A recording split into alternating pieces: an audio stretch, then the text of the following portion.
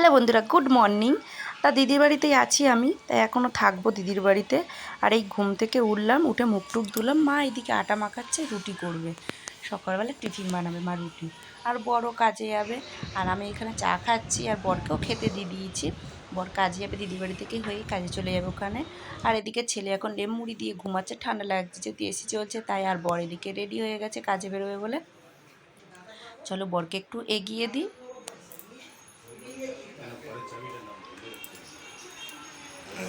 আর এই ঘরেই দিদি, মা, আমি টামি সবাই, মাটা এখন বসে গল্প করছে।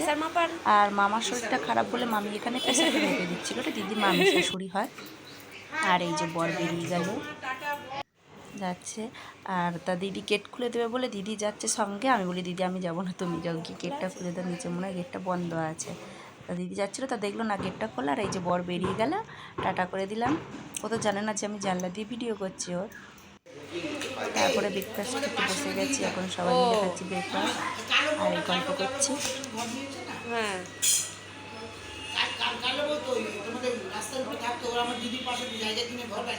জানি না ঝাড় করলো।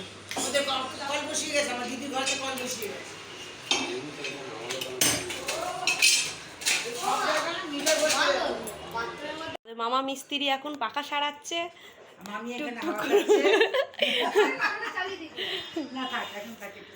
সারাক্ষণ চললে না গরম হয়ে যায়, বুঝেছি? একটু অফ করে চালা রাখবে।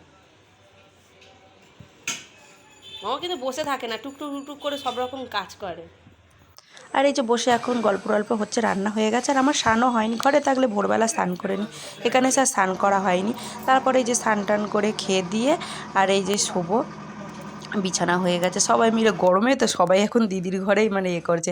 মায়ের ঘরে এসিটা লাগানো নেই, দিদির ঘরে লাগানো আছে তাই। আর এই ঘুম থেকে উঠলাম, উঠে দেখো এই যে সবাই মিলে এখন বসে গল্প টল্প করছি আমরা। দিদির বাড়ি গেলে আমরা সত্যি খুব মজা করি, যেমন মামা শ্বশুর বাড়িতে গিয়ে খুব মজা করি, তেমনই দিদির বাড়িতে এসে খুব মজা করি। ফোপা আমার ভাগনা হয় পোজ দিচ্ছে, দেখো।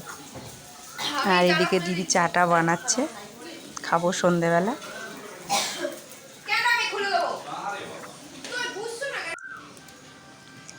তারপরে আমার খিদে পাচ্ছে, আমি খেতে খেতে আলু ভাজা খাচ্ছি। ভালো লাগলে একটা লাইক করে দিও, টাটা।